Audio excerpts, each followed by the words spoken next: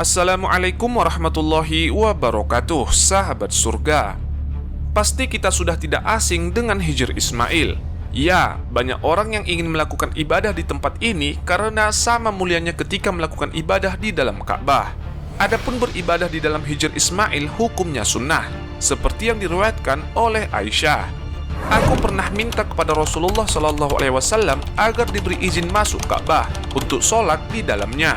Lalu dia membawa aku ke Hijr Ismail dan bersabda, "Sholatlah di sini kalau ingin sholat di dalam Ka'bah, karena Hijr Ismail ini termasuk bagian Ka'bah."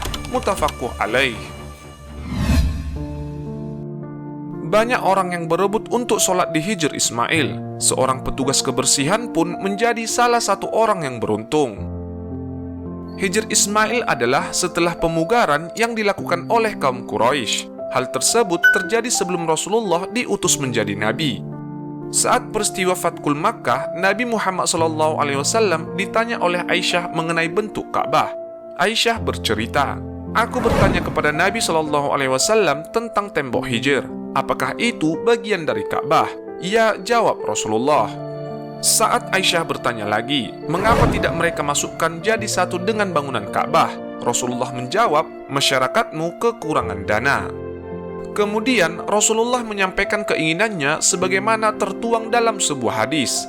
"Andai bukan karena kaummu baru saja keluar dari masa jahiliyah sehingga saya khawatir jiwa mereka menolak, niscaya akan aku gabungkan tembok setengah lingkaran itu jadi satu dengan Ka'bah, dan pintunya saya buat di bawah sama dengan tanah." Hadis riwayat Bukhari dan Muslim.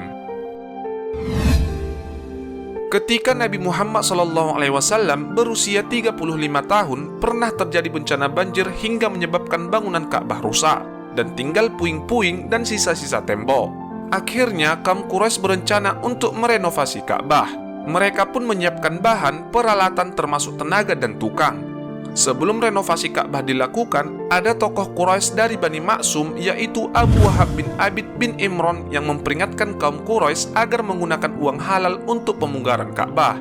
Tidak boleh menggunakan uang hasil pelacuran, riba, atau uang dari perbuatan zolim kepada orang lain. Karena pembatasan hanya pada dana yang halal, akhirnya mereka pun kekurangan dana. Oleh karena itu, bangunan Ka'bah pun tak utuh seperti dulu. Mereka membangun sesuai ketersediaan dana dan bagian sisanya ditaruh di luar dan hanya diberi tanda tembok setinggi pundak.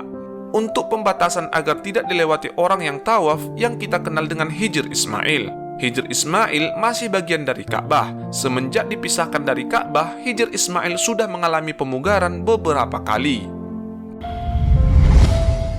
Pada tahun 104 Hijriah, Abu Ja'far Mansur yang merupakan khalifah Bani Abbasiyah melakukan perbaikan pertama dengan memasang marmer di pilarnya. Tinggi dinding Hijr Ismail mencapai 1,32 meter dan tebal dinding 1,5 meter. Jarak antara dua pintu Hijr Ismail mencapai 8,77 meter. Jarak antara dinding Hijr dengan dinding Ka'bah diperkirakan 8,5 meter. Dan panjang lingkaran dindingnya 21,5 meter. Keistimewaan Hijr Ismail diakui oleh Rasulullah SAW. Hal tersebut sesuai dengan sabda Rasulullah SAW. "Wahai Abu Hurairah, di pintu Hijr Ismail ada malaikat yang selalu mengatakan kepada setiap orang yang masuk dan sholat 2 rakaat di Hijr Ismail, 'Kamu diampuni dosa-dosamu, maka mulailah dengan amalmu yang baru.'" Keistimewaan lain yang dimiliki oleh Hijr Ismail adalah disebut sebagai salah satu tempat mustajab untuk berdoa. Dalam kitab Fi Rihabil Baitil Haram dikisahkan pada suatu hari ketika Nabi Ismail menyampaikan keluhan kepada Allah Subhanahu wa taala tentang panasnya lembah Mekah. Lalu Allah Subhanahu wa taala menurunkan wahyu kepada Nabi Ismail alaihi salam. "Sekarang aku buka hijrmu salah satu pintu surga yang dari pintu itu keluar hawa dingin untuk kamu sampai hari kiamat nanti." Orang-orang mengatakan bahwa hal tersebut adalah AC permanen yang dapat dirasakan orang-orang tertentu yang dipilih. Sahabat surga, tidak ragu lagi akan keutamaan dan keistimewaan Hijr Ismail. Beberapa keutamaan dan keistimewaan Hijr Ismail jika dirangkum yaitu: yang pertama, Hijr Ismail merupakan bagian dari Ka'bah. Siapa saja yang sholat di dalamnya sama dengan sholat di dalam Ka'bah. Yang kedua, tidak sah tawaf seseorang kecuali sekaligus mengintari seluruh Hijr Ismail.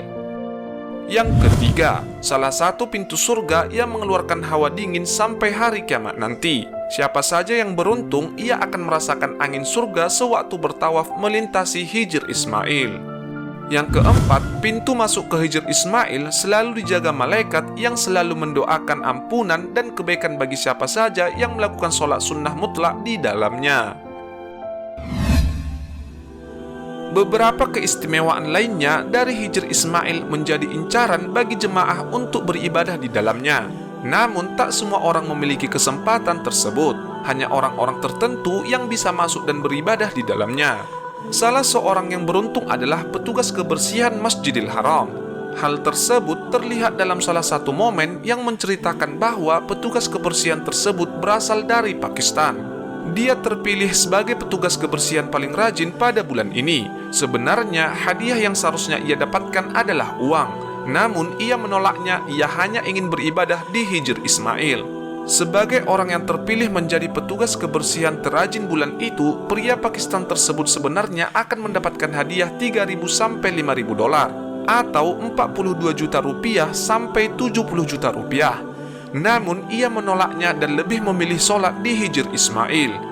Pria tersebut lebih memilih beribadah daripada mendapatkan uang puluhan juta rupiah. Ia pun diberikan kesempatan tersebut. Petugas kebersihan Ka'bah dan Masjidil Haram bukanlah suatu hal yang mudah, mengingat banyaknya orang yang terus berdatangan ke sana dan luasnya Masjidil Haram. Namun pria tersebut berusaha bekerja keras hingga ia mendapatkan predikat sebagai petugas kebersihan terrajin.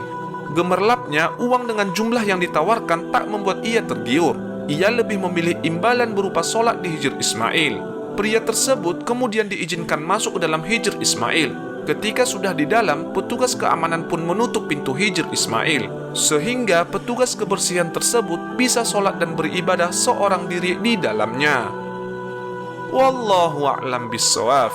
Sekian video dari kami, semoga bisa menjadikan pelajaran kepada kita semua. Semoga kita dan keluarga kita ada kesempatan bisa berangkat ke rumahnya Allah Subhanahu wa Ta'ala dan bisa beribadah di dalam Hijr Ismail. Amin ya rabbal alamin. Wassalamualaikum warahmatullahi wabarakatuh.